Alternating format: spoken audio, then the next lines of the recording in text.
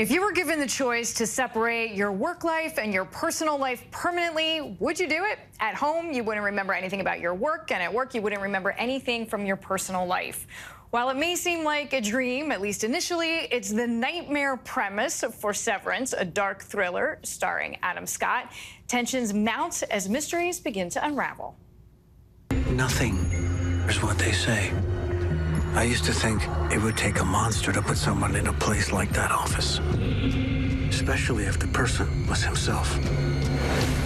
If you want to know what's going on down there, you'll find the beginning of a very long answer. Adam Scott joins us now. Welcome to the show, Adam. It's a pleasure to speak with you.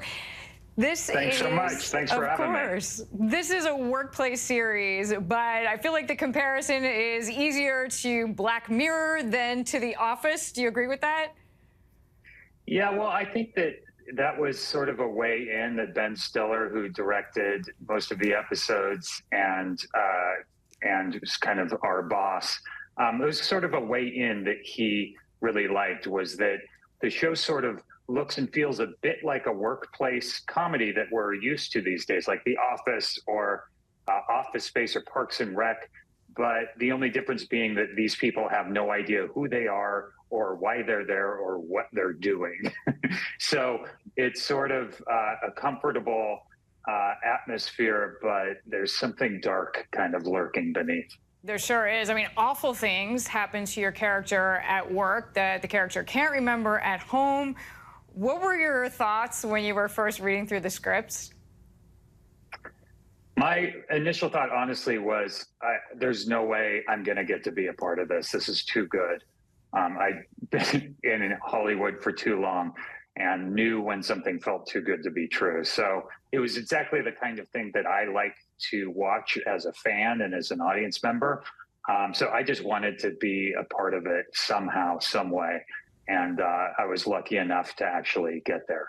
So your character is Mark, and you're basically playing two different people. Both are struggling with different issues. Mark on the outside is dealing with his wife's death. Mark at work has a new role in the office. So as an actor, how did you balance portraying two journeys within the same person? Yeah, it was really interesting. And what eventually showed itself as being important to Ben and Dan Erickson, the creator, and I, was that they feel like the same guy, because they really are the same guy. It's just two different, almost halves of the same guy. So the shift became an internal shift that did have some sort of repercussions physically in posture and voice and stuff, but it needed to feel like the same guy. One of them having 40-odd years of life experience and all the sorrow and joy and everything that goes along with a full life out in the world. And then the inside version of him being, for all intents and purposes, just 2.5 years old. And all he knows is those four walls and the 6 people he works with. He knows nothing else. And so it became almost a math problem switching between the two and adding or subtracting life experience, essentially. Life experience, and harkening back to something you said about Ben Stiller, known really well for comedy, directing, of course, the series, but the cast is really superstar-studded. I mean, John Turturro, Patricia Arquette, Christopher Walken. As emotions heighten, you all seem to be on the same page about how to portray that. So how did you collaborate to make it work? It was a lot of just experimenting and trying to figure it out as we went, because it was such a big swing tonally. It's such a strange idea and a strange world that we're trying to piece together, that when we first started actually shooting it, we were just sort of trying different things out and trying to figure, the language is really specific too, so just trying to figure out what felt right. And eventually we landed on what you see in the show, but it took some experimentation. And Ben is a really collaborative, fun director, and he was also figuring it out kind of on the spot. And so we eventually kind of found something and went with it, and that's what you see in the show.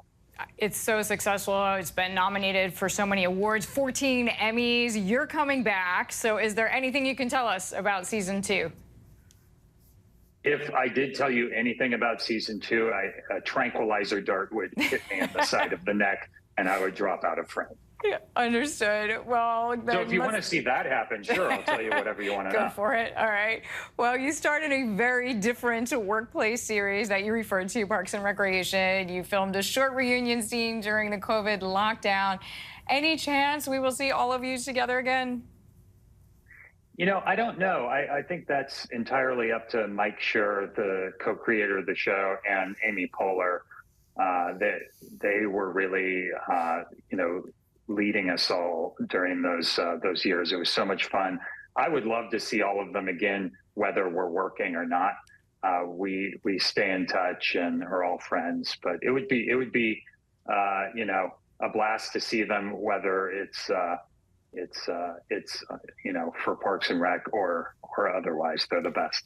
Well, Adam, congratulations on your success so far. More to come. Thank you for your time. And as a reminder to our viewers, the first season of Severance is now streaming on Apple TV+. Thank you. Hi, everyone. George Stephanopoulos here. Thanks for checking out the ABC News YouTube channel. If you'd like to get more videos, show highlights, and watch live event coverage, click on the right over here to subscribe to our channel. And don't forget to download the ABC News app for breaking news alerts. Thanks for watching.